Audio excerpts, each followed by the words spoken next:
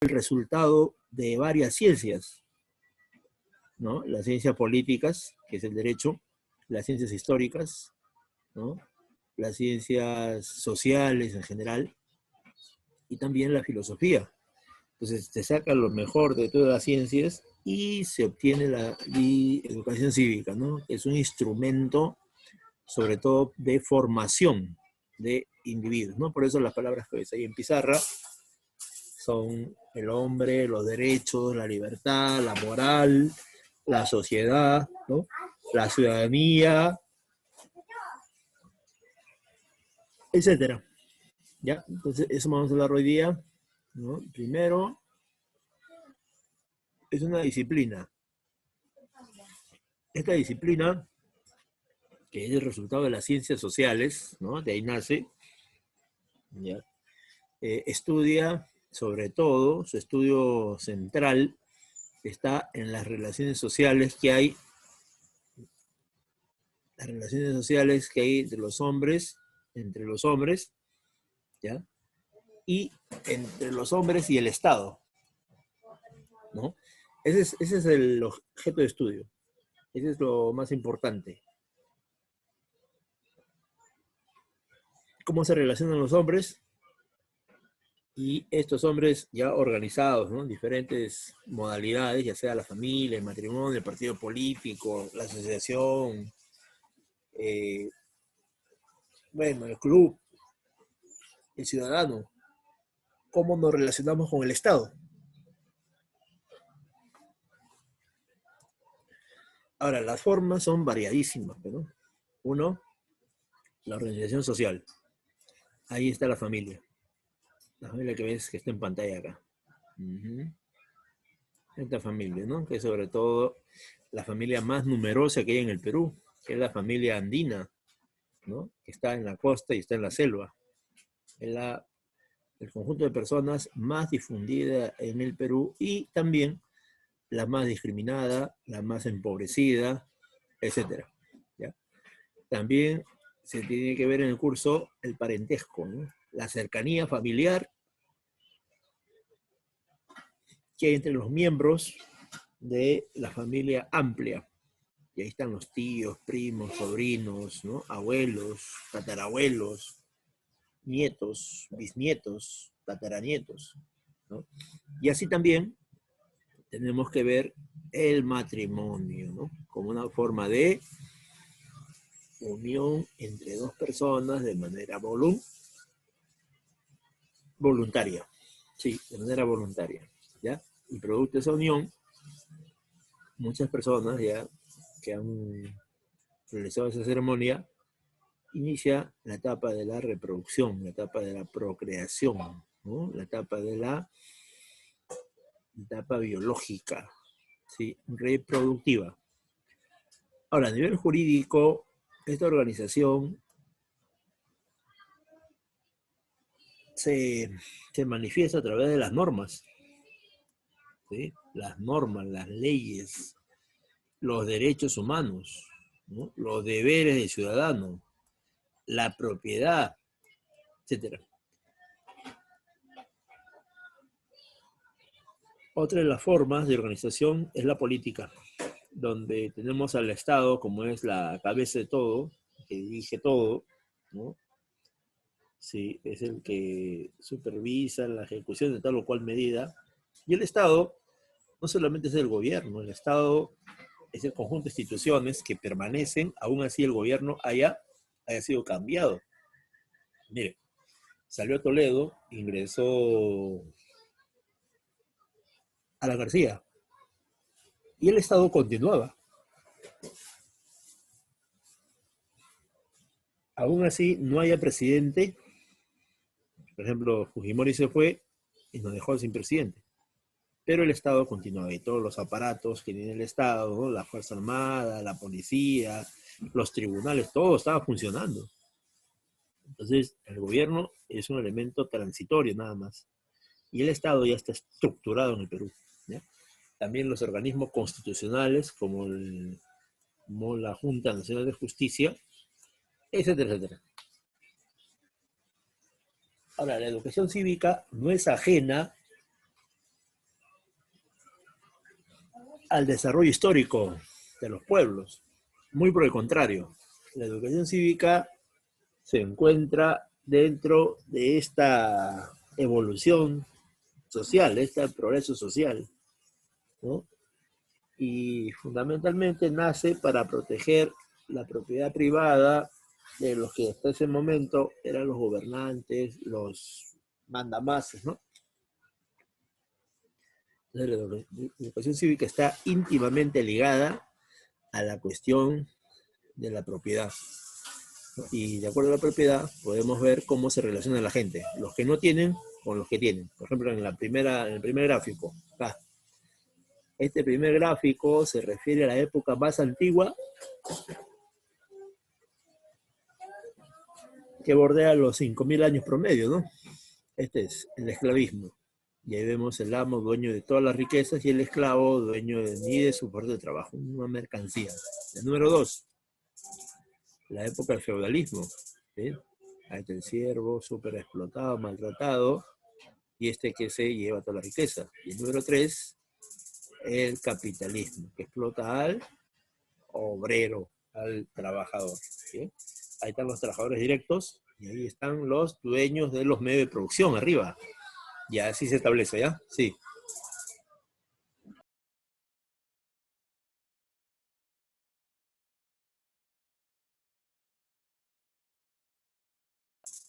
Bien, y así tenemos, jóvenes, esta característica. ¿Listo? Bien, entonces ya estamos en el tema. Ahora, las características de la educación cívica también, también dependen de la época. ¿No? No es igual hablar de educación cívica hoy día que hablar de educación cívica en el Imperio Romano. Tampoco en Mesopotamia, es diferente, ¿no? Aunque en esencia tienen el mismo objetivo, pero las formas van cambiando.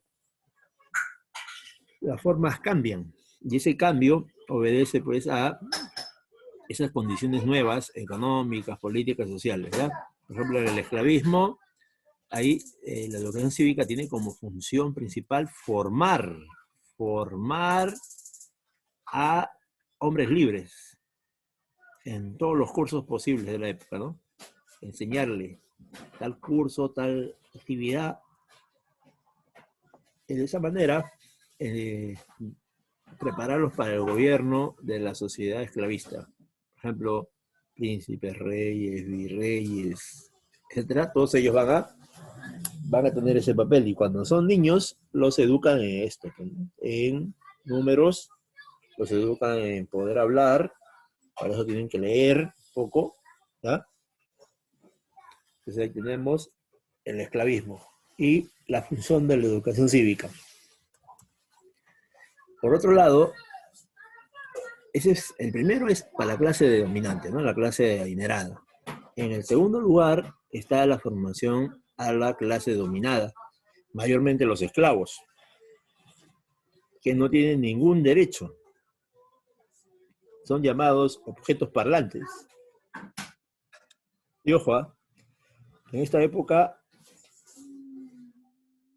los esclavos no son africanos, los esclavos son de su propio país, de su propia gente, o del propio pueblo enemigo, ¿no? A los cuales les inculcan mañana, tarde y noche la obediencia y sumisión, aceptación de todas las inputs,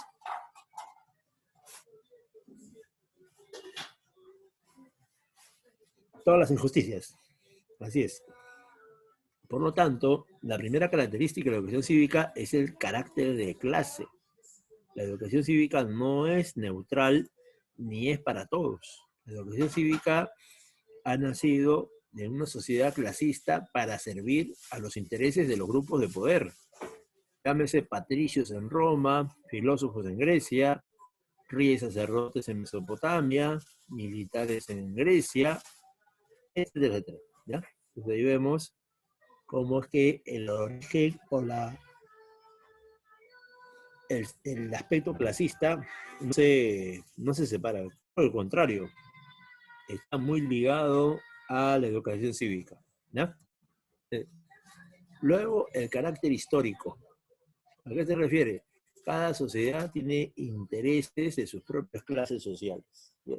Y va a formar su propia organización. Ahí se va a observar los tres elementos: la familia, el derecho y el Estado. Esto va a evolucionar según el avance social, ¿no? Por ejemplo, antiguamente no existía educación cívica, acá no había educación cívica, pero sí, la gente hablaba de algunos principios fundamentales como la ayuda mutua. En esta época se casaba de manera colectiva con buenos resultados. Se cuidaba a los más frágiles de la sociedad. ¿Quiénes eran? Los niños, los ancianos. No existía el espíritu de ambición, egoísmo que hoy día vemos en todas partes.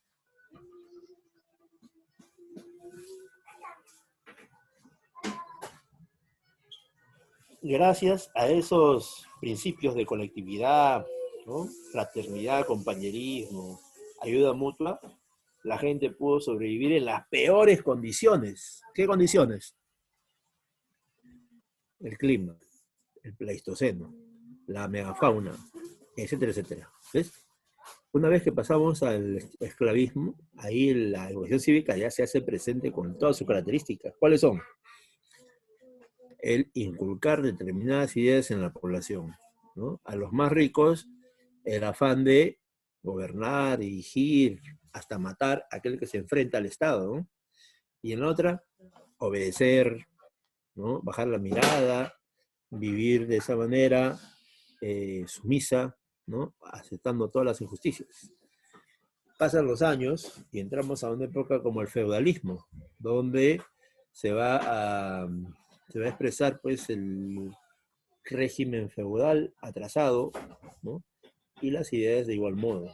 De tal manera que los feudales tienen también una educación cívica donde se inculca ideas religiosas para que la población no pueda avanzar en sus conocimientos científicos, ¿no? Más aún se persigue a los científicos hasta la muerte, la Santa Inquisición. ¿Ya? Entonces tenemos ahí una educación cívica que justifica todo lo que pasa, le da más importancia a la clase dominante y siempre minimiza pues, al pueblo trabajador, ¿no? Y pasan los siglos y en el siglo XV, ahí se da el inicio de otra época, donde la educación cívica está en manos de la monarquía, pero el capitalismo lo absorbe y establece una educación cívica puramente interesada, ¿no? Donde solamente se habla a la gente cuando estos reclaman, después no dicen nada. Ahora, la función de la educación cívica se separa en dos. Una es la función informativa, esta es la número uno, y dos, la función formativa. A ver, ¿cuál será la más importante? Formativa. ¿La primera o la segunda? La segunda. Definitivamente que es la segunda. ¿Sí?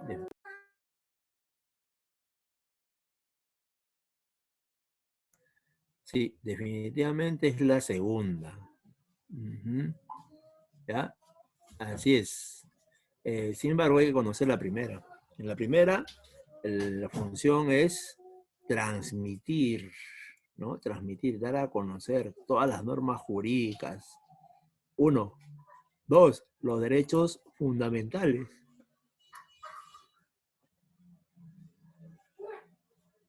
Y los deberes.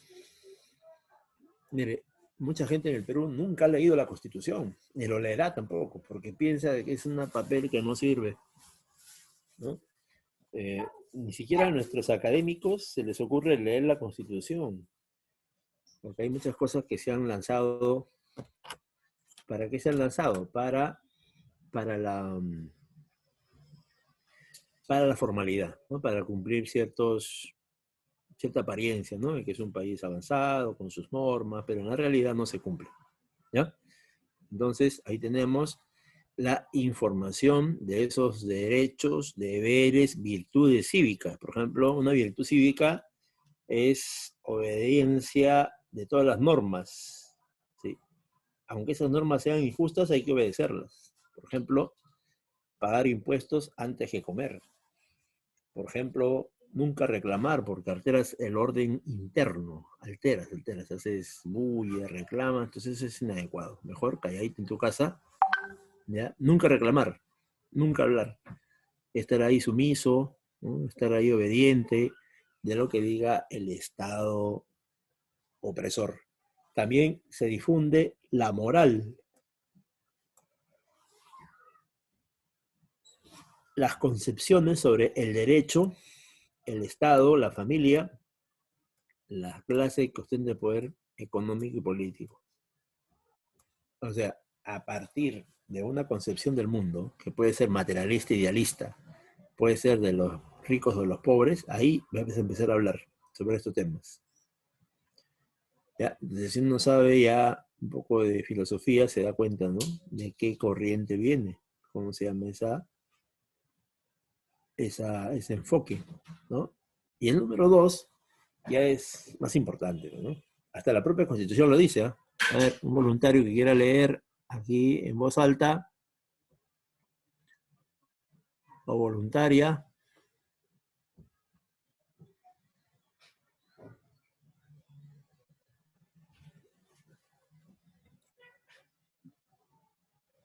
Ya. Entonces tenemos la Constitución del 93, donde se dice así, expresamente se dice, la formación ética y cívica y la enseñanza de la Constitución y los deberes de derechos humanos son obligación en todo el proceso educativo, civil o militar. Ahí está clarísimo, ¿eh? Sí. El número 2 se refiere a la Ley General de Educación, donde dice que es obligatorio la enseñanza de educación cívica en los colegios, sobre todo en los colegios nacionales. En los colegios particulares, ahí sí lo han disminuido por una cuestión de espacio, de tiempo, ¿no? Y han dado más espacio a los cursos que tienen más jale, ¿no? Es más dificultoso de desarrollar, etc. ¿No? Sí, porque uno cuando estudia en un colegio nacional sabe de que ese curso lo has recibido todo el colegio, primaria y secundaria, educación cívica. Son tres cursos que se enseñan toda la vida en un colegio nacional. Es educación cívica, es educación física y es educación religiosa, los tres. Ese nunca se deja enseñar, ¿eh? Porque eso va a conformar, va a influenciar en la vida de los estudiantes, ¿Listo? Muy bien. Entonces, sigamos. Uh-huh. Ahí está. Las normas morales. Empezamos con las más importantes, ¿ya? La moral o ética es el conjunto de normas, reglas y o principios. Estos no son permanentes, van a ir modificándose durante el tiempo, ¿no? Durante el avance histórico se van a ir modificando. Uh-huh. Pero la función de estas normas es regular el comportamiento, ¿no? El comportamiento entre los seres humanos y en general, ¿no? Ahora, en una sociedad de clases, porque todavía no desaparecieron las clases sociales, uh-huh, ahí se le explica, ¿no? Cómo debes comportarte dentro de tu clase, dentro de tu conjunto de personas, y al otro también le hacen lo mismo, ¿no? Dice, cómo comportarse entre nosotros y para con nosotros. Por ejemplo, a un hijo de millonario le enseñarán pues todos los modales, ¿no? Todas las costumbres de la élite. Y a un hijo del pueblo le enseñarán a luchar por sus derechos. ¿Ya? Así tenemos las normas morales. Ahora, ahí están las normas, justo lo que hemos hablado. Las normas, ya hemos dicho, que es un conjunto de reglas, ya hemos dicho esto, reglas, que justamente establecen las relaciones sociales de las personas en una sociedad. Buscan cierto orden social. Estos se presentan en diferentes épocas y permiten la convivencia social, permiten que podamos conversar, ¿no? Sin agredirnos, sin insultarnos, escuchar las ideas, ¿no? Y si hay espacio, podemos escuchar otras ideas más. La costumbre, el derecho, la moral, la religión, ¿ya? Son grandes órdenes normativas, ¿ya? Entonces, sirven de inspiración para las normas jurídicas, todas las normas que vamos a ver. Normas religiosas que se basan en la fe, normas morales en la moral, normas sociales en las costumbres y usos sociales. Ahora, estas normas, estas tres normas, en ningún lado dice que son obligatorias. Es la costumbre, es la difusión de la familia, ¿ya? Y su incumplimiento no genera sanción por parte del Estado.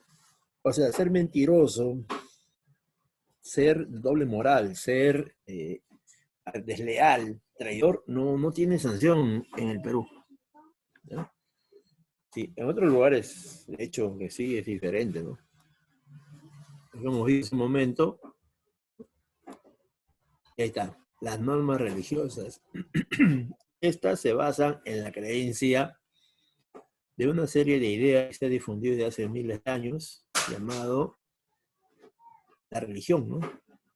Que toma formas como el cristianismo, el budismo, el islamismo, etcétera. Ahora, las normas sociales son de convivencia, estrictamente, ¿no? Hablando de los hijos, los padres, cómo llevarnos con ellos, ¿no?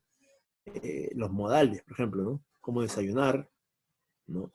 El orden de las cosas, la conducta, ¿no? Si saludas o no saludas, si te paras del asiento le cedes a otra persona, si caminando en la calle le cedes la vereda a otra persona, o si estás manejando, le cedes el paso a un carro que está esperando hace mucho tiempo, mucho rato. Entonces, esas son las normas sociales, que se refiere al comportamiento, sobre todo la parte externa, ¿no? Cómo caminamos, nos vestimos, la higiene, los modales en general. Este es el tema más importante de la clase, ¿ya? Las normas jurídicas son establecidas por el Estado peruano, mire, y estas normas jurídicas van a establecer las pautas para la convivencia.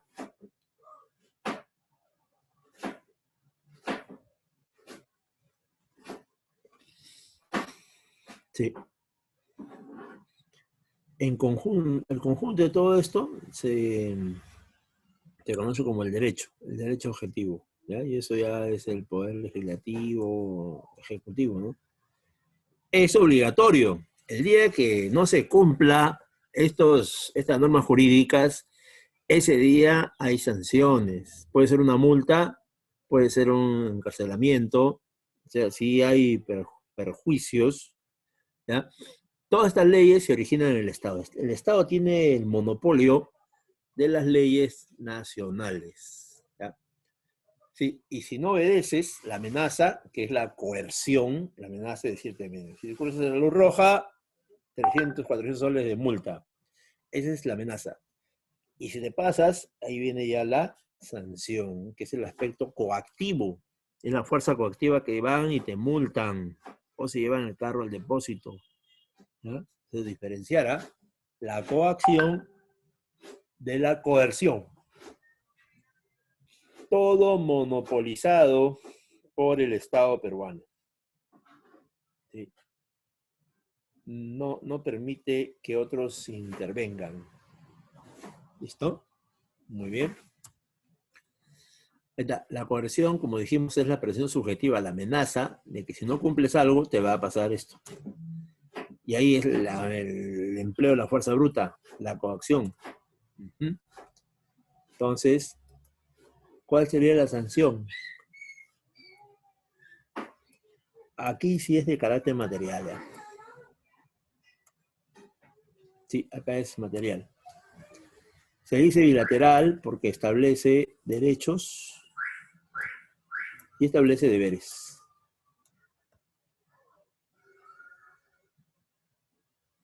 ¿Listo?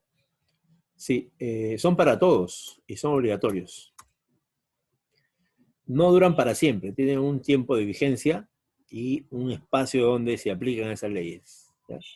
Por ejemplo, la ley de la Unión Civil en Perú se ha rechazado, pero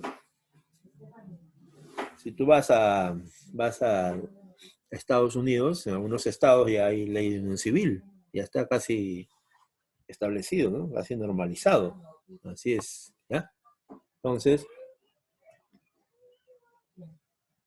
las leyes también no son iguales todas. Hay una de importancia nacional y otro de así importancia personal. Por ejemplo, de persona a persona podemos firmar un contrato de alquiler, ya es una norma jurídica ya. Pero de carácter nacional, está, por ejemplo, los derechos fundamentales, que no hacen ninguna diferenciación de la persona rica a la persona pobre. Todos deben cumplir esas normas respetando los derechos de los demás, ¿no? Ya, entonces, pero hay una jerarquía, donde hay niveles. Eso lo explica la pirámide de Kelsen, ¿ya? Que ahorita voy a mostrar. Uh-huh, ¿ya? Su vigencia se establece con la publicación del diario peruano. O sea, si no se publica en este diario, esa ley no puede entrar en vigencia. También esté firmada, todo firmada, pero la ley dice que un día antes de entrar en vigencia se publica en este diario. ¿Para qué? Para que el día siguiente, según la ley, esa propuesta, esa norma empiece a funcionar. Ahí está la pirámide de Kelsen. Aplicado al caso peruano. Ahí tenemos el primer nivel, también la Constitución Política del Perú. Ahí tenemos, mire, este es el primer nivel. Ahí están las normas constitucionales, la Declaración Universal de los Derechos del Hombre y del Ciudadano, etcétera. ¿Ya? Y el segundo nivel corresponde a las leyes nacionales, los tratados y otras normas de igual rango. Por ejemplo, acá está uno, los tratados y acuerdos internacionales que no se traten sobre derechos humanos. ¿Sí? Tienen igual rango que las leyes ordinarias y orgánicas, los decretos de urgencia, los decretos supremos, las normas regionales de carácter general de las municipalidades, la sentencia del Tribunal Constitucional. ¿Ya? Y el tercer nivel se refiere a los decretos y normas de carácter reglamentario. Este es el tercer nivel. Por ejemplo, ahí tenemos los convenios internacionales ejecutivos, los decretos supremos. Tenemos los decretos regionales. Y el cuarto nivel, estos son las resoluciones. ¿Ya? Estos son algo más particular de parte del Estado, ¿no? ¿Sí? De parte del Estado. Por ejemplo, aquí tenemos las resoluciones supremas, el presidente de la República, el Ministerio de Estado, ¿no? Las resoluciones ministeriales. ¿Ya? Y también tenemos acá las resoluciones de órgano autónomo. Las últimas, la quinta categoría, el quinto nivel, corresponde a normas de interés personal, a particular. Por ejemplo, las sentencias judiciales que le dan a una persona, los laudos arbitrales, contratos, convenios, transacciones, testamentos y donaciones, etcétera. Entonces, a grosso modo, así sería el panorama jurídico nacional.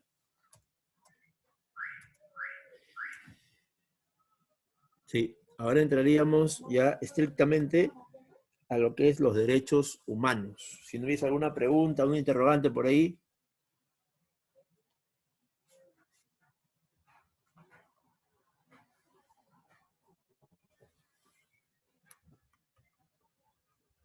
Bien, entonces continuamos por el chat. Hay una pregunta por acá. Uh-huh. Sí, acá está. Muy bien, Orcu. Gracias. Sí, es importante la comunicación, muchachos. No quedarse calladitos. Ya, bien. Sí, vamos a entrar a este tema que es un poco amplio. ¿Eh? Los derechos humanos. Sumamente amplio. A ver, ¿en qué consisten? En primer lugar, según la tradición, los derechos humanos son facultades inherentes a la persona humana.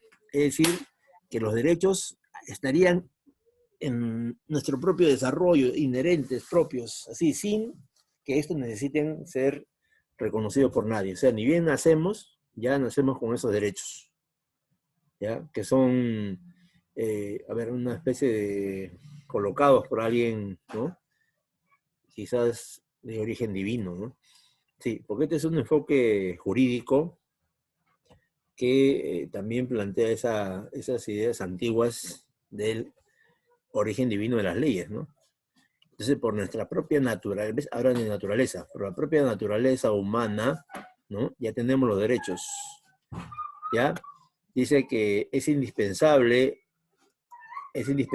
para lograr el pleno desarrollo, ¿ya?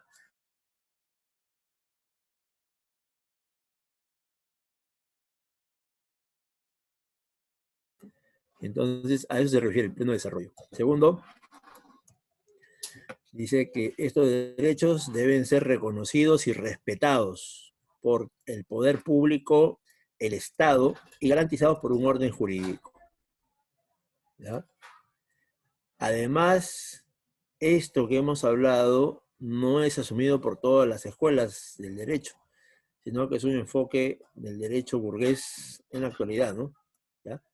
Y ahí se va entendiendo, se va difundiendo esto de todos lados, en los colegios, universidades. Pero lo que nunca se dice es que este enfoque tiene nombre y apellido, ¿no? Es un enfoque de la burguesía donde plantea que todos somos iguales, todos somos iguales. Uh-huh. No hay distinción, cuando eso es totalmente falso. ¿Ya? Claro, pues miren, ¿cómo va a ser igual que un niño en un asentamiento humano, sin agua ni desagüe, a un niño que vive en una mansión de Monterrico, Miraflores, ¿no? Es totalmente distinto. Aún así, estos juristas plantean de que nosotros los derechos humanos los tenemos por nuestra propia naturaleza. El derecho a comer, el derecho a transitar, el derecho a opinar, eso ya nacen con nosotros. Solamente hay que exteriorizarlo nomás. ¿Mm? O sea, para estos juristas no les interesa el aspecto socioeconómico, político, cultural. Eso no sirve. Han planteado estas teorías para difundirlas en los niños y, sobre todo, hacer que ellos se confundan. Estos niños, estas niñas se confundan y piensen que todos somos iguales. Cuando en realidad, pues, la sociedad contemporánea es una sociedad altamente diferenciada, ¿no? Con la presencia de un clasismo extremo. Acá en Perú es más claro eso, ¿sí? Acá, ponte a ver hablar en la calle acerca de las injusticias, te llevan preso. A ver, ponte a hacer chistes, así, chistes esos rojos que son pornográficos, te aplauden. Viene la gente y te aplaude, todos se reúnen ahí y dice, ya pasa, otro chiste, siga con otro, el mejor, el número uno. Pero a ver, ponte a denunciar la corrupción, a ver, denúncialo, Vizcarra, todo lo que está haciendo, todos los partidos políticos corruptos te acusan de terruco y te llevan preso, ¿ya?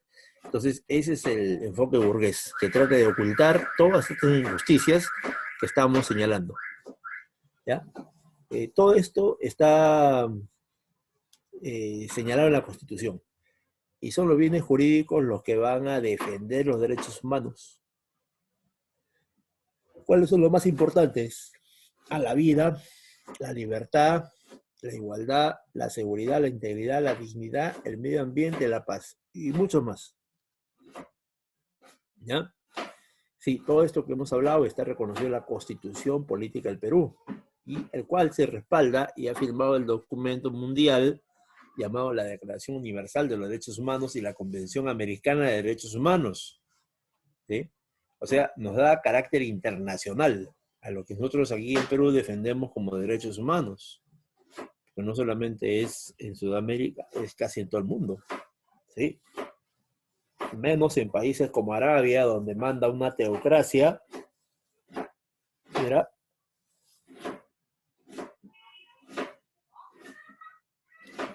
¿Listos? Entonces así sería esto de los derechos humanos. Ahora, la característica principal. Uno, mira, según el enfoque burgués, son eternos. Siempre pertenecerán al hombre como individuo de la especie humana. Cuando en realidad los derechos humanos recién han surgido hace poco nomás, hace 2, 3 siglos, los derechos humanos han empezado a aparecer por obra y gracia de los intelectuales, la burguesía, ¿no? Que empezó a plantear esos derechos humanos. Pero antes, a ver, en el siglo XV, a ver, habla de derechos humanos, respeto a la vida, a ver, no existe. Ahí se mata a cualquiera, ¿no? Y si matas a uno de los ricos, te aplican la ley del talión, ojo por ojo, diente por diente. Sin embargo, la burguesía plantea que son eternos, siempre han existido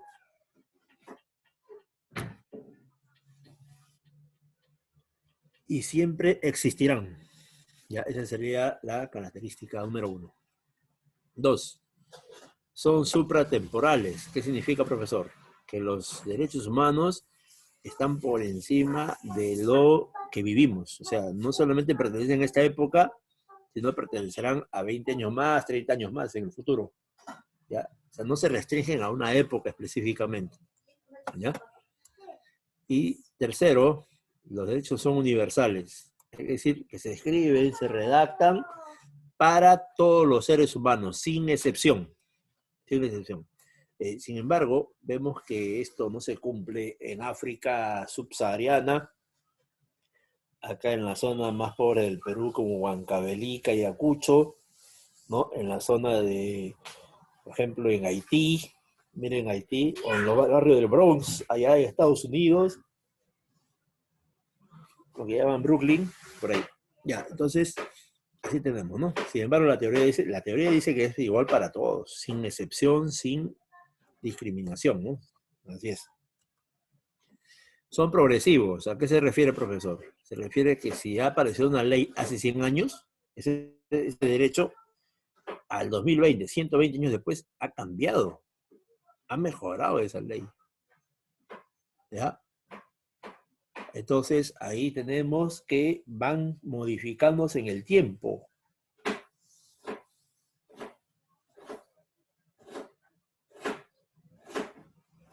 No se modifican automáticamente. Es producto de la lucha de la clase trabajadora que estos derechos vayan a ser cambiados. Por ejemplo, ¿por qué terminó el esclavismo? A ver, ¿tú crees que por un acuerdo, una ceremonia? Fue una guerra civil en Estados Unidos, por ejemplo. Guerras civiles por acá, por allá. Entonces, para que los derechos vayan cambiando, vayan mejorando, generalmente es producto de una confrontación. Por ejemplo, ese derecho feudal a la servidumbre, que era un trabajo gratuito. A ver, ¿cuándo cambió en el Perú? A ver, que me diga alguien la fecha en que empezó a salir la jornada de 8 horas en el Perú. El año, por lo menos, el año en que se aprobó las 8 horas a nivel nacional. A ver, por el chat, sí, hay que aprovechar el chat, dado que...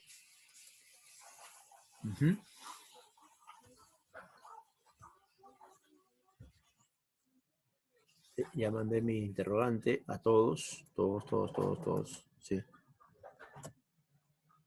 Ya. Y tenemos que marcar todos este año, mira. Ajá, un añito menos, un añito menos. Ahí está. En 1919, el gobierno de Pardo y Barreda aprueba la famosa Ley Nacional de las 8 horas. Ujú. 8 horas. Claro, evidentemente que esa ley no se cumple pues en todas partes, ¿no? Ni siquiera hoy día. Imagínate hace 100 años. ¿Ya? Entonces, esto es solamente para los sectores más organizados. Claro, Billinghurst es más atrás, ¿no? ¿Alguien se acuerda del año Billinghurst? Ese ya es el derecho a las 8 horas, pero solamente para los trabajadores del puerto Dársena y Callao. Exacto, Vargas. Así es. Es solamente para una zona nada más. En cambio, Pardo y Barreda lo hacen a nivel nacional, lo decretan como un derecho a nivel nacional, que finalmente no se ha cumplido. ¿Ya? Sí, un ratito, por favor.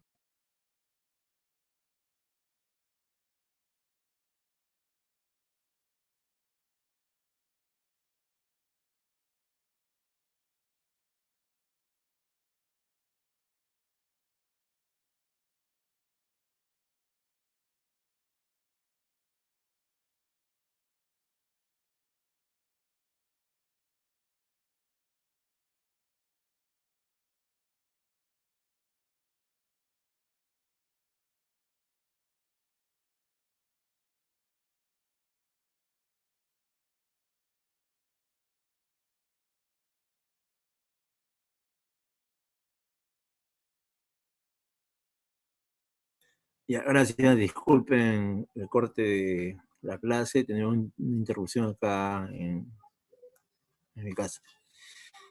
Sí, así como dice Vargas en el chat, así es, muchachos, ¿ya? Ujú. Ya, bien, entonces progresivo se refiere a eso, ¿no? Que van cambiando en el tiempo, ¿ya?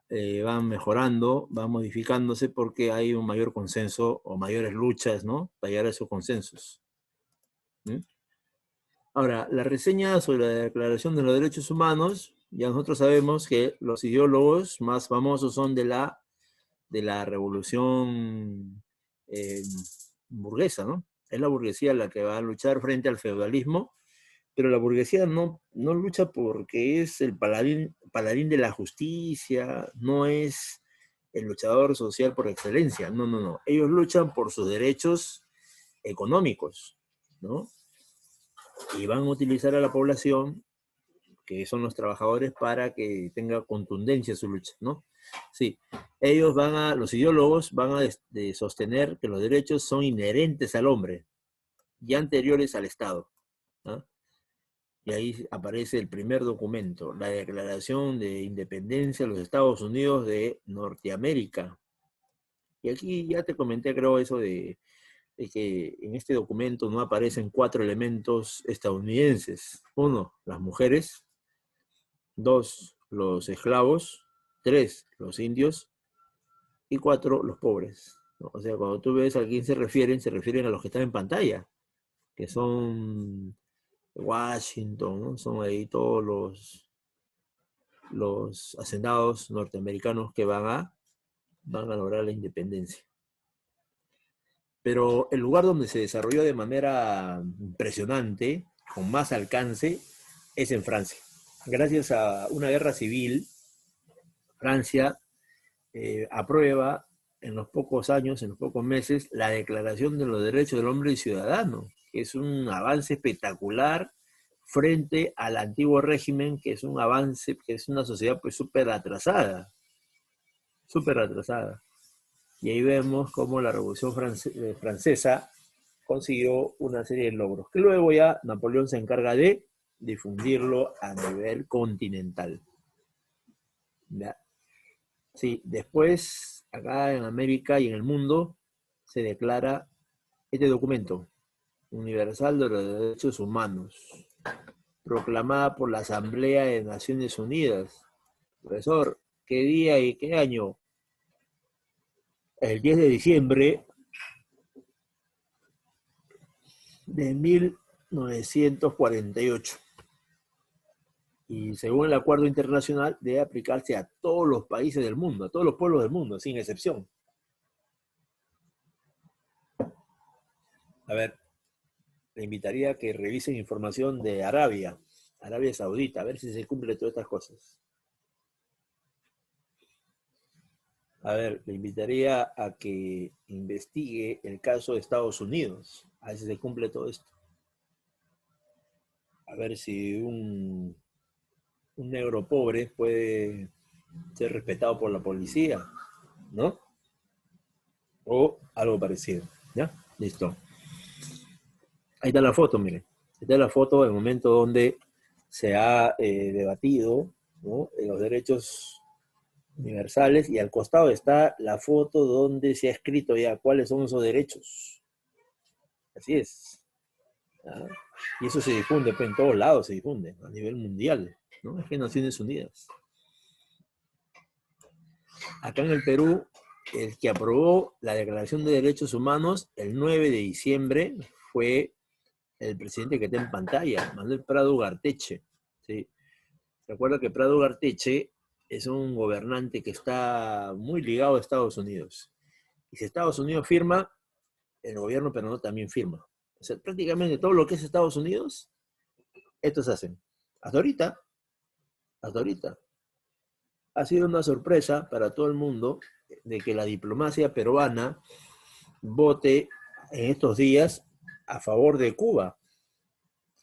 El diario El Comercio ha sacado un editorial el día de ayer pidiendo explicación al gobierno por qué el diplomático peruano en la ONU ha votado para que Cuba integre la Comisión de Derechos Humanos. Mire, acá la línea conservadora, el grupo de ultraderecha, como es El Comercio, ha pegado el grito en el cielo, porque para ellos es impensable que un gobierno de derecha pueda apoyar a un país como Cuba. Porque Cuba, el día de ayer, antes de ayer, ha sido incorporado a la Comisión Internacional de Derechos Humanos. Algo muy importante, dado la labor que realizan los médicos cubanos en todo el mundo por salvar la vida, sin un centavo a cambio. Todo por el honor de servir a su país y a la humanidad, ¿no? Entonces, sí. En cambio, en esta época, pues, era todo abiertamente pro-norteamericano, ¿no? Aquí no hay nada que esconder. Ahora sí lo esconden un poquito, ¿sí? Por eso esa noticia, el gobierno jamás la publicó. Esa noticia vino de Estados Unidos acá y el comercio lo rebotó rapidito, como una exclamación así. Sí, reclamando. ¿Y qué ha pasado? Pues, ¿no? ¿Qué ha pasado? Y los cubanos respondieron, ¿eh? Los cubanos respondieron y recordaron al más insigne diplomático que también quedó bien plantada su posición allá en esta época, ¿no? Claro, fue en esta época también donde un peruano llamado, ¿alguien se acuerda el nombre del peruano que no quiso votar para que Cuba fuera expulsada de la OEA? Figura en el billete de 20 soles. Así es, en el billete de 20 soles o 50. Ya, sí, ya escribió una compañerita, un compañero que está atento a la clase. Ah, muy bien, Vargas, Cristian, muy bien. Sí, saludo las intervenciones, sí, por este medio, el chat. Ahí está otro compañero, sí, Raúl Porras Barrenechea es. Barrenechea. Barnechea es el actual, el que está candidateando por Acción Popular. ¿Ya? Corregir eso. Barrenechea. Sí. Un gran historiador de San Marcos que plantó bien su punto de vista en la OEA, le dijo a todo el mundo, así, clarito le dijo, ¿eh? Aquí lo que debe defenderse es la libre determinación de los pueblos, que los pueblos decidan qué futuro seguir. ¿Por qué tienes que estar metiéndote ahí, bloqueando, sancionando? ¿Qué se cree ¿Qué se cree Estados Unidos es el más feroz? Ahora Donald Trump ha agudizado las medidas contra ese pueblo heroico que es el pueblo cubano. Bien, luego se va a complementar por pactos obligatorios como, uno, el Pacto Internacional de Derechos Económicos, Sociales y Culturales, vigente desde el 3 de enero de 1976. Y el Perú ha firmado todo esto, por si acaso. El Pacto Internacional de Derechos Civiles y Políticos, vigente del 23 de marzo del 76. La Convención Americana de Derechos Humanos, Pacto San José de Costa Rica, 1969. Mira, más antiguo. el Perú también está firmado acá. A ver, ¿qué gobierno nos retiró de esta convención? A ver, acuérdate, ¿qué gobierno nos retiró de esta convención para aplicar de manera clandestina y legalmente la pena de muerte? Y de esa manera no ser condenado el Perú. Sí, fue el gobierno de Alberto Fujimori. Ese gobierno va a retirarnos de esta convención y ahí va a empezar pues, todos los asesinatos selectivos con los grupos paramilitares como el Grupo Colina, que era más o menos entre 100 a 200 miembros del ejército que se habían salido de la legalidad y estaban pues matando a diestra y siniestra. El caso de La Cantuta, Barrios Altos, el caso del Santa, el caso ahorita está en plena investigación, el caso de la Universidad del Centro del Perú, Huancayo, casi 300 estudiantes desaparecidos hasta ahorita. Eso no se habla porque en la zona se había aplicado pues la dictadura prácticamente, ¿no? El caso de La Cantuta, que no solamente eran 9 estudiantes, han sido decenas de estudiantes desaparecidos, asesinados. En Ayacucho ya era un campo de concentración prácticamente ya. La Universidad de San Cristóbal de Huamanga, la Universidad del Cusco, Abad del Cusco, la Universidad de Ica, la Universidad de Trujillo, cuántos desaparecidos. Entonces, Fujimori, para poder realizar todas estas masacres, desapariciones, tuvo que salirse de la Convención Americana de Derechos Humanos, el Pacto San José de Costa Rica, y luego ya, cuando entra Toledo, Toledo ya se encarga de firmar el pacto nuevamente, porque esto tiene connotaciones económicas, comerciales, culturales, de todo tipo. Salirse de estos pactos es primero desprestigiar al país a nivel de del derecho burgués internacional. ¿Ya? Salirse de este pacto es perder ciertos convenios, ciertos favores que hacen los países del mundo a otros países. ¿Ya? Claro, obviamente que esto a muchos países no les interesa, ¿no? Pero al Perú sí, su clase dominante está bien clara en este punto, ¿eh? Pero hay un grupo de la ultraderecha que está pidiendo retiro, hasta ahorita, está pidiendo retirarse de este pacto.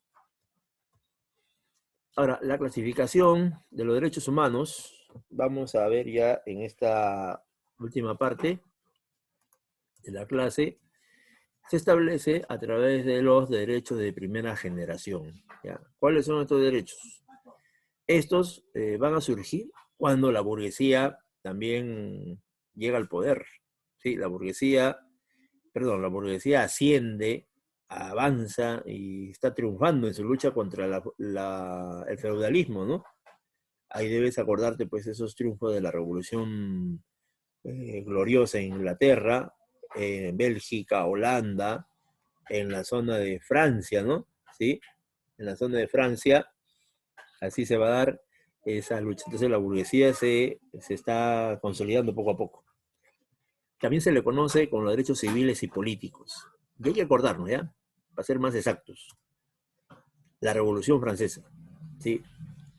La Revolución Francesa es el hecho puntual de donde van a nacer estos derechos que vamos a explicar en este momento. Donde se plantea que el ejercicio de estos derechos no puede ser restringido ni suprimido por parte del Estado. O sea, las libertades que se acuerdan en esta época, el Estado no los puede prohibir, ni siquiera con estado de emergencia, ni siquiera con estado de excepción, porque en una guerra los civiles no pueden ser asesinados, está prohibido.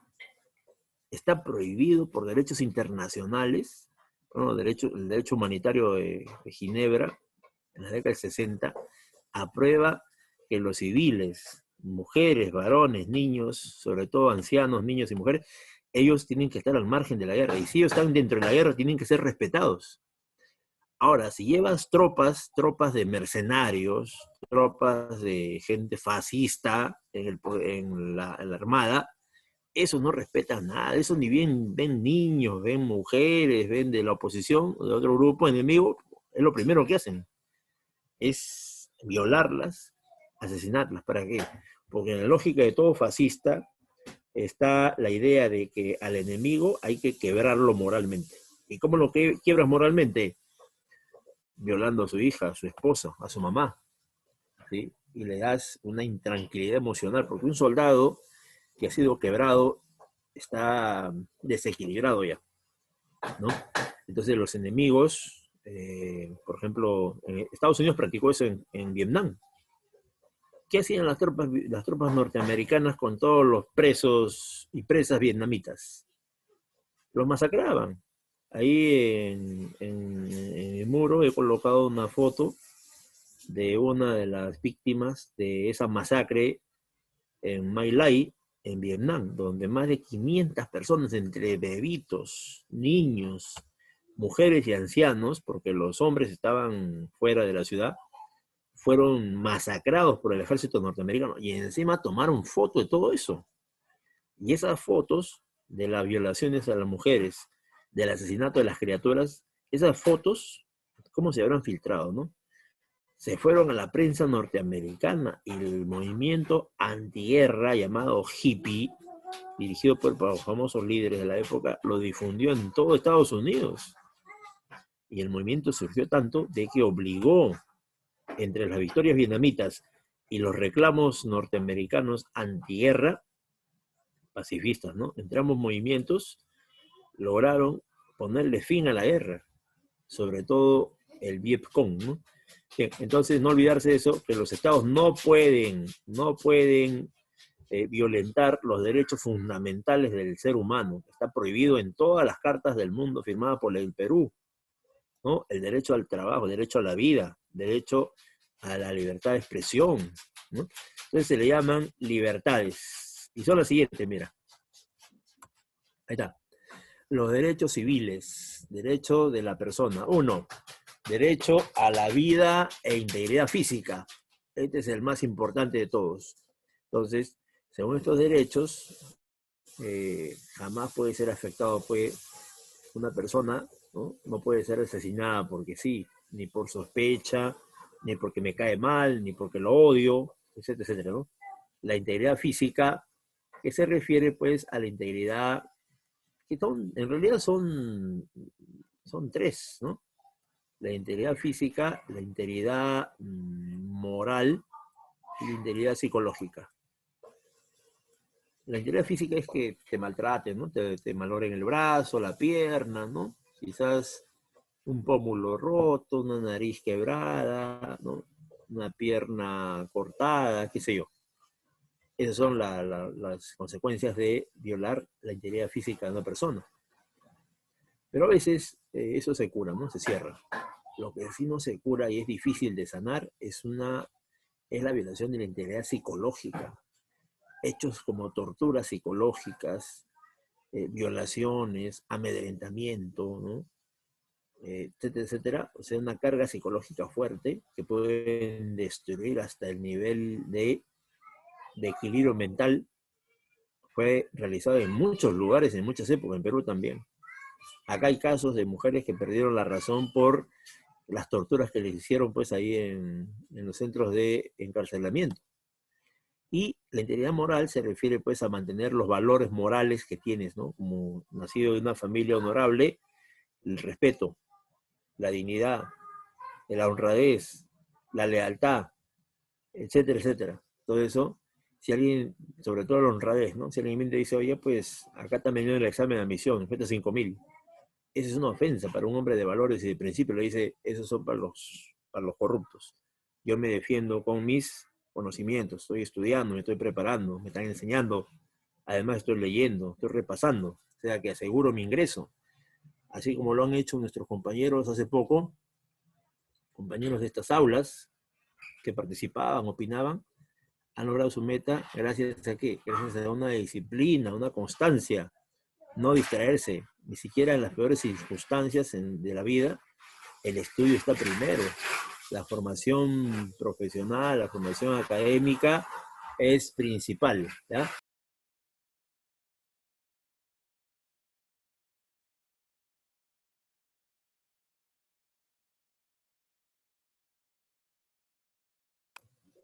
Bien, así como le decía, se refiere a ese aspecto, ¿ya? El derecho a la seguridad personal. Nadie puede ser secuestrado, ¿no? Nadie puede ser amenazado, eso está prohibido. ¿no? Y también a la legítima defensa. Esto últimamente ha sido reducido por la cuestión, pues, de la corrupción en el Perú, ¿no? Si te vienen y te atacan, te defiendes, quizá le haces daño más al otro y te llevan preso. Hay algunos policías, por ejemplo, un albañil que se defendió y mató a 2 delincuentes y ahora está preso. Derecho a la libertad. ¿Qué es libertad? De opinión, de hablar lo que pensamos, lo que sentimos, ¿no? Empezar a hablar públicamente, ¿ya? De conciencia, o sea, al interior nuestro ya, nuestro pensamiento interior, nuestras convicciones interiores, ¿no? ¿Con quién simpatizas? ¿Ah? ¿Simpatiza con Adam Smith, con Carlos Marx, con Milton Friedman? ¿Simpatizas con Adolfo Hitler, con Espartaco? ¿Simpatiza con Mariátegui? ¿Con quién? ¿Con cuál de ellos? ¿Ah? Ya, esa es una cuestión personal muy íntima. Y también tenemos derecho a guardar reserva de esas opiniones, porque al vivir en una sociedad clasista puede existir una discriminación al respecto. A ver, dile, a ver, imagínate que estás postulando a un cargo en una institución religiosa, a ver, y dile que admiras a Mariátegui. A ver, ¿qué te van a decir?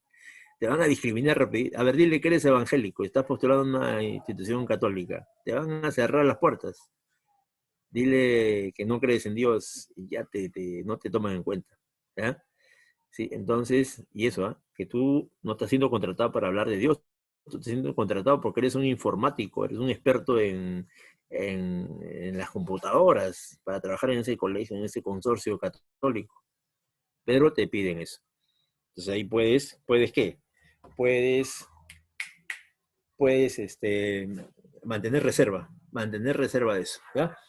Y también de la religión. También nadie puede obligarte a decir si eres o no eres de tal o cual religión. ¿Entiendes? Está claro, ¿eh? Ahora, el derecho a la libre circulación o residencia. ¿Ya? Esto es un poquito cuestionable porque no hay lugares donde vivir, no hay lugares donde estar, ¿no? ¿Ya? Sí, ¿ya? Derecho a la libre circulación y la residencia. ¿Esto? También derecho a la igualdad ante la ley. Nadie puede ser discriminado ni por su condición económica, ni su condición social, apariencia física llamada raza, credo, género, opción sexual. ¿No? Ahora, los que están en el movimiento LGTB no pueden ser insultados, discriminados, porque hay ley de la tolerancia, ¿no? La tolerancia frente a cualquier creencia, siempre y cuando no afecte a los demás, ¿no?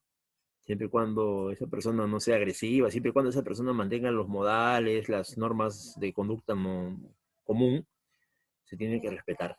Ya por eso ha habido ya varios casos en los cuales se ha procesado algunas autoridades que no han permitido que estas personas ingresen a un local, etcétera, etcétera, ¿ya? Entonces, derecho a la igualdad se refiere a eso. Derecho a la propiedad, que la casa que tenga, ¿no? El edificio, todo eso, es intocable por otras personas. Nadie puede apropiarse de ellas, ¿no? Porque ya hay un dueño. Y eso debe ser trasladado hacia la familia. O sea, mejor dicho, no puede salir de la familia. ¿Quién lo va a heredar? El hijo, la esposa, los nietos, los bisnietos. O sea, hay un orden de herencia, ¿ya? Que primero es hacia el costado, donde está la esposa.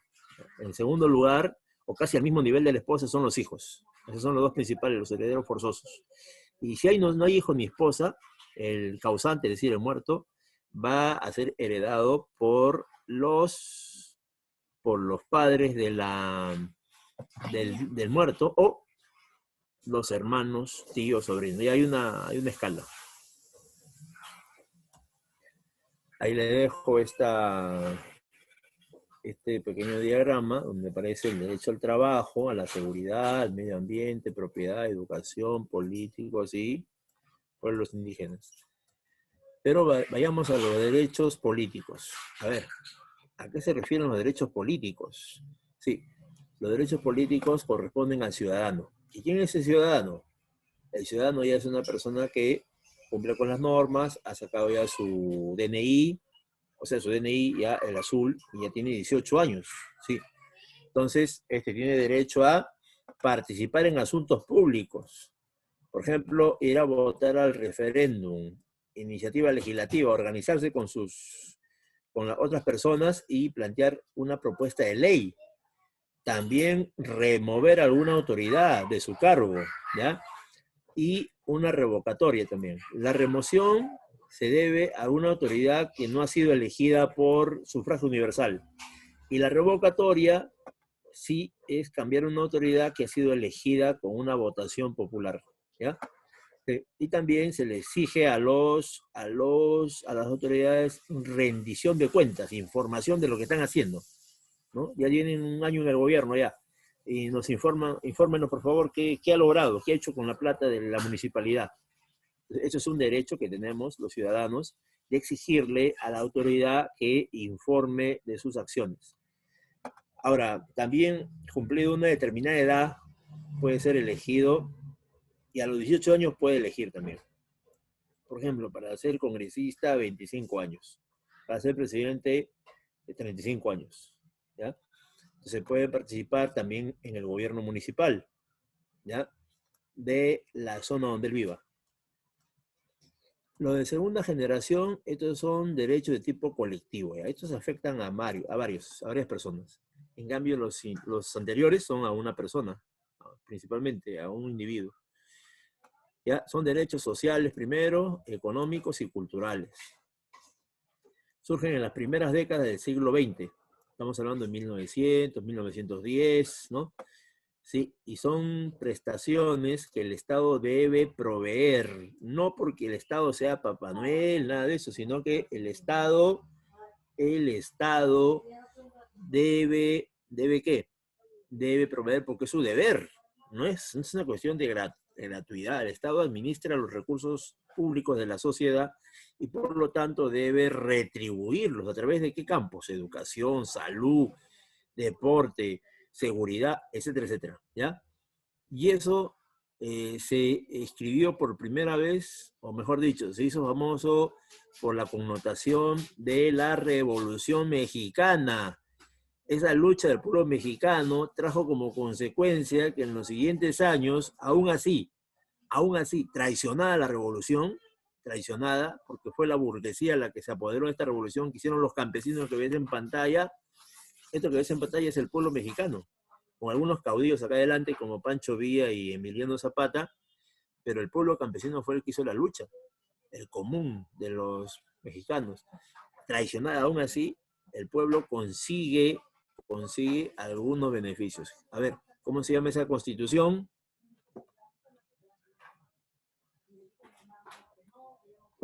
Sí, es la constitución de Querétaro, la que se va,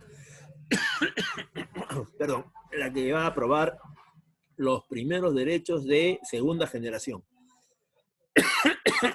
Surgen por acción de la clase trabajadora y son concesiones de la clase dominante debido a la lucha que hubo, ¿no? La revolución, las guerras civiles que se desarrollaron.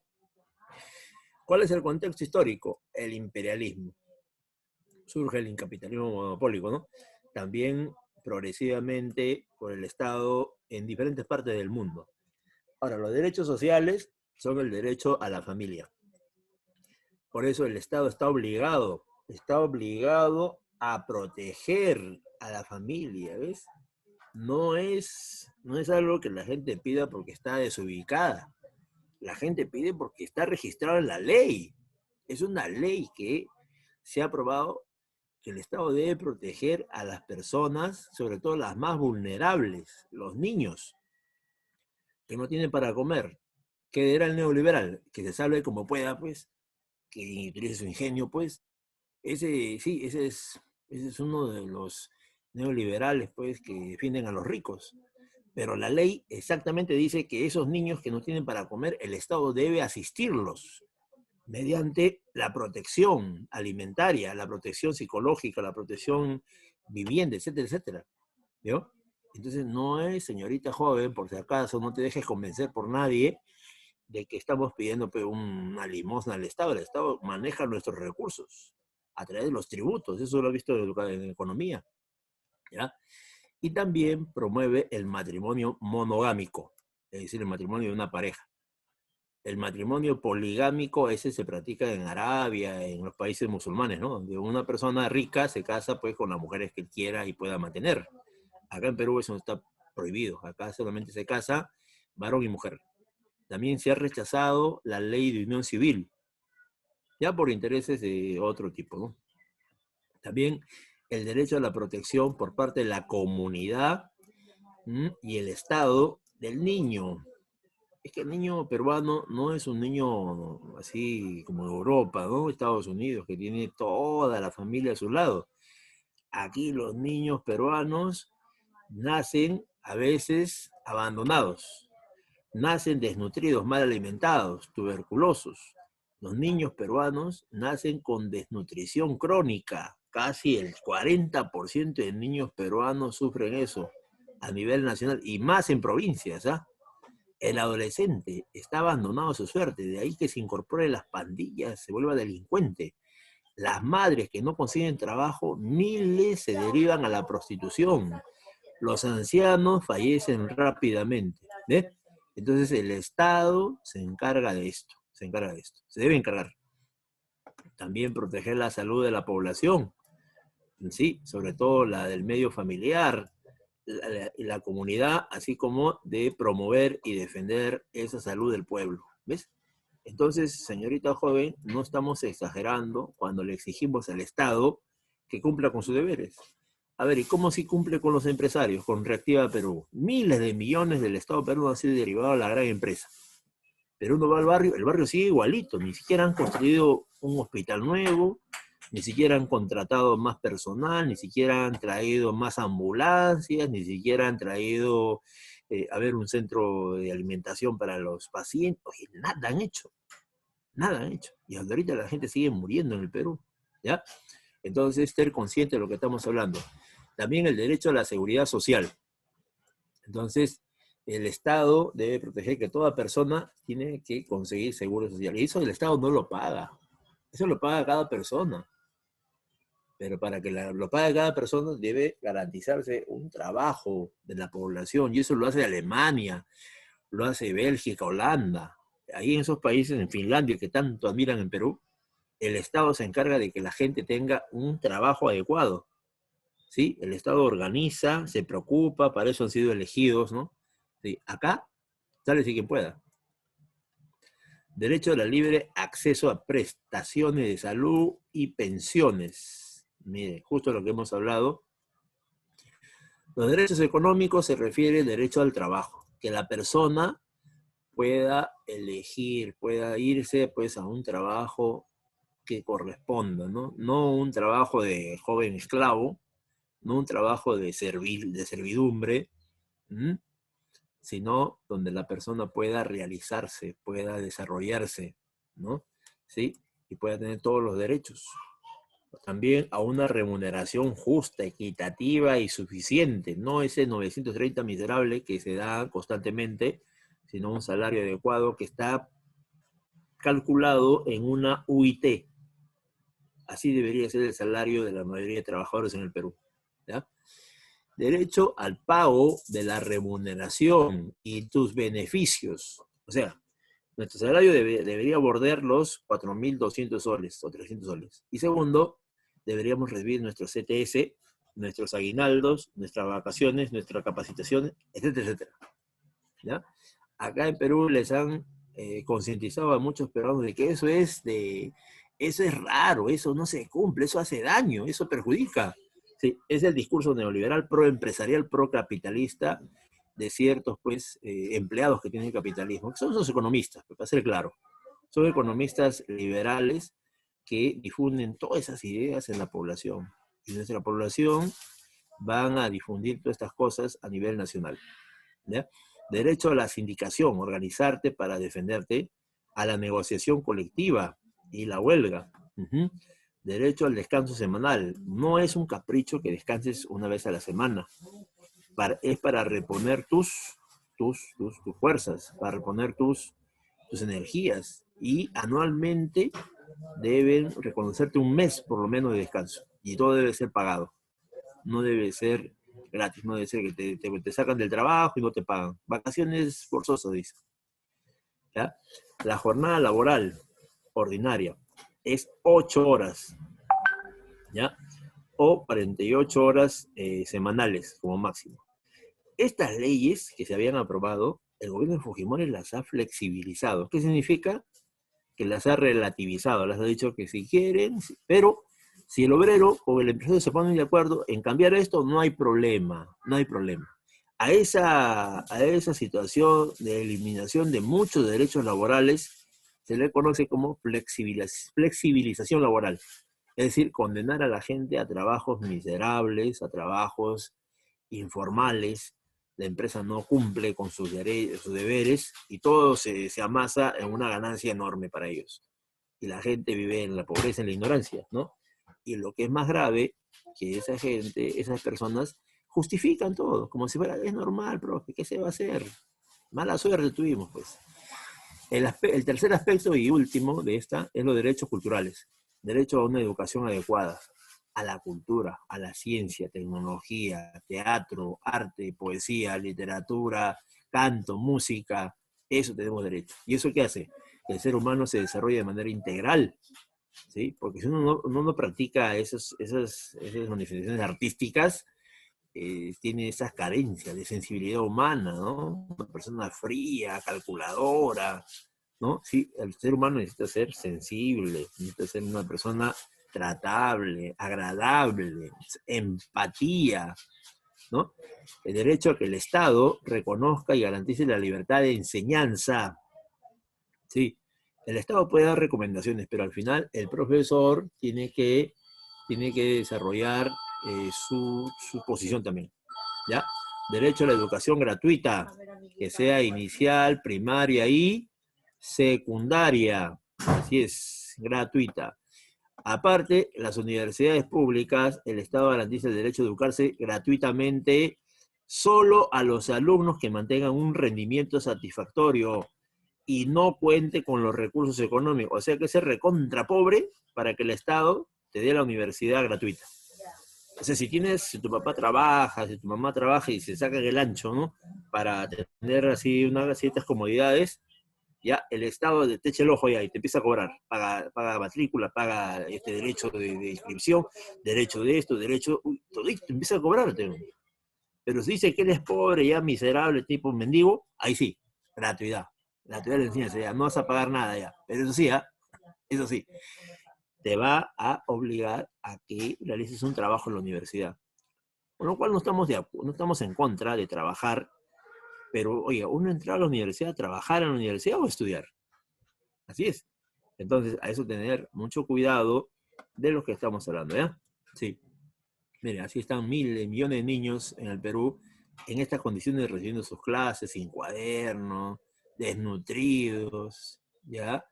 Y sobre todo, lo más grave es que estos niños los van a alienar, le van a lavar el cerebro para que sean niños pues, que solamente busquen la diversión, ¿no? El relajo y nunca reclamen nada de lo que le corresponde. Sí. Y el último ya son los derechos de tercera generación.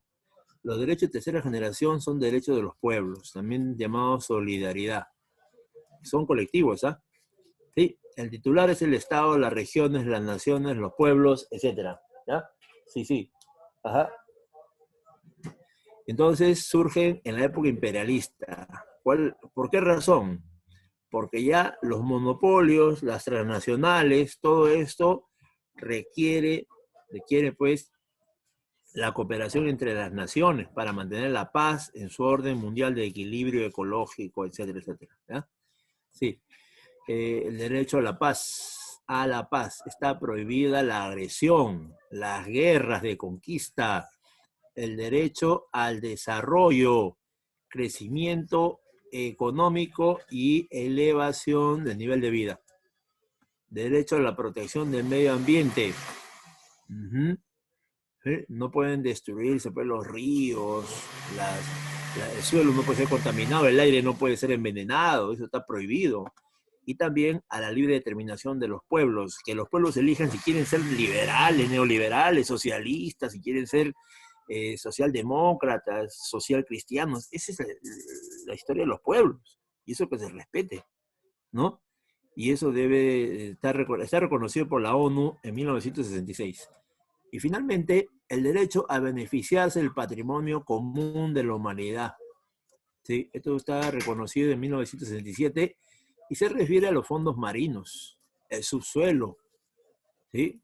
Ajá, que hay acá en esta, acá hay petróleo, acá hay el mismo recurso ictiológico, ¿no? El transporte, la natación, el buceo, el turismo, bueno, y tantos beneficios que puede dar los fondos marinos y el subsuelo. Bien, entonces ahí hemos culminado y ahora pasaríamos a marcar nuestras claves, ¿ya? Abran sus archivos que he enviado, ¿ya? Y voy a abrir también mi archivo, por acá lo tengo, creo, ¿ya? Y vamos a, sí, es el tema 21, educación cívica, normas y derechos humanos. Sí. 1. Está un poquito largo el texto.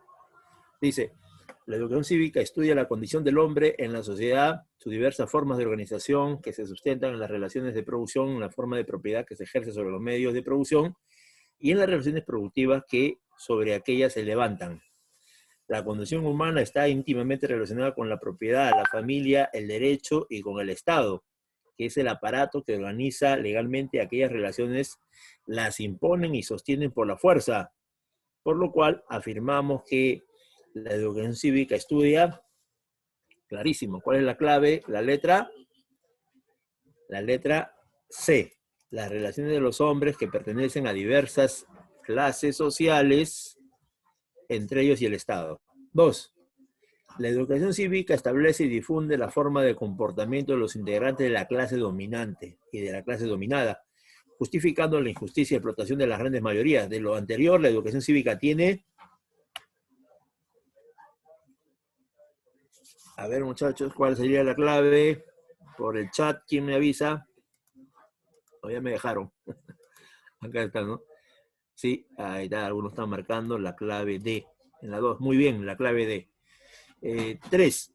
La acción de un ente estatal dirigido al incumplimiento de una sanción debido a la transgresión de una norma jurídica se denomina, o sea, si incumples la norma jurídica, viene la policía y te sanciona con una multa o con una... A ver, eso se llama sí, eso es la coacción. Coacción, muy bien. La letra D. 3 letras. 4. Se conoce como al conjunto de instrumentos que comprenden todos estos derechos, se llama la Carta Internacional de Derechos Humanos. Letra D. Siguiente.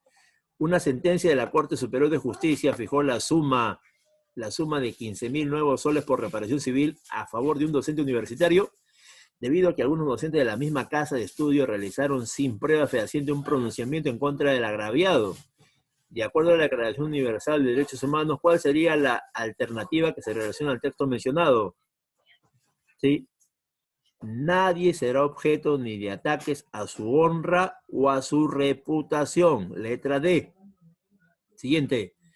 En la clase de educación cívica, el docente señala, existen derechos inherentes a todos los seres humanos, sin distinción alguna de raza, sexo, nacionalidad, origen étnico, lengua, religión o cualquier otra condición. El docente hará hacer referencia a qué derechos. Sí, existen derechos inherentes a todos. Estamos hablando de los derechos. Sí. Ajá. ¿Cuál es la clave, muchachos? A ver, voy a ver qué están diciendo por acá.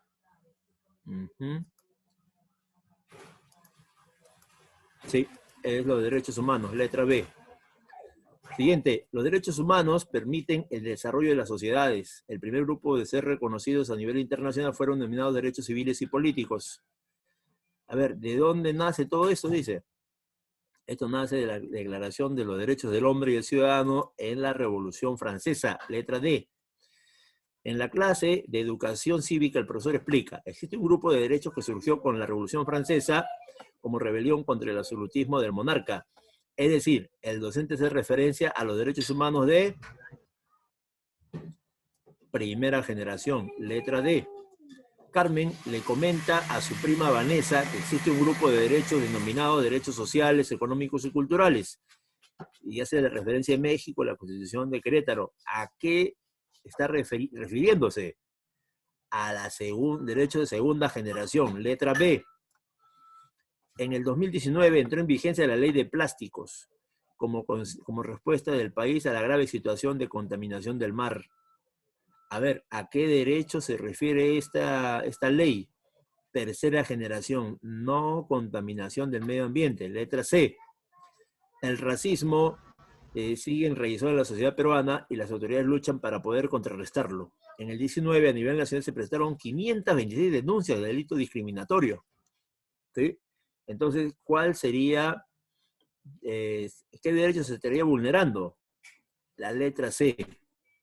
A no ser discriminado frente a la ley, letra C. En el Perú se presentó un nuevo caso de transfobia, luego de un joven transgénero fuera víctima de discriminación en la discoteca, vale todo. En Miraflores, la víctima finalmente ha presentado su denuncia formal ante la municipalidad del distrito. El derecho vulnerado, según la Constitución, se ubica en el grupo de los derechos fundamentales. Derecho a la libertad de ingreso a cualquier lugar, ¿ya? A la libertad de participación, etc. Letra C. El presidente de la Asociación de las Cuatro Zonas de Juliaca anunció que tomaría acciones para solicitar el inicio del proceso electoral y a través del voto se retire al actual alcalde. O sea, este alcalde ha sido elegido en votación popular y le está pidiendo que lo retiren. ¿Ya? Eso se llama revocatoria de autoridades, letra B. En febrero de 2018, el Jurado Nacional de Elecciones admitió la solicitud de demanda de rendición de cuentas contra el alcalde de Lima. Eso está dentro del derecho de control ciudadano, letra C. Y la última, existen los derechos de primera, segunda y tercera generación. Entre los últimos se puede incluir al derecho a la... A ver, te está pidiendo que busques el derecho de tercera generación. ¿Cuál sería, muchachos? Exacto, el derecho a la paz, letra D. Muy bien, si hubiese alguna pregunta, interrogante, algo que no esté claro, porque ya nos hemos pasado un poquito la hora. ¿Alguna duda, pregunta, jóvenes? Entonces, ¿todo está claro? Bien, entonces agradezco su atención y nos estaríamos viendo ya el próximo miércoles, ya tratando el siguiente tema correspondiente. Bien, me despido entonces, cuídense mucho, hasta la próxima, nos vemos.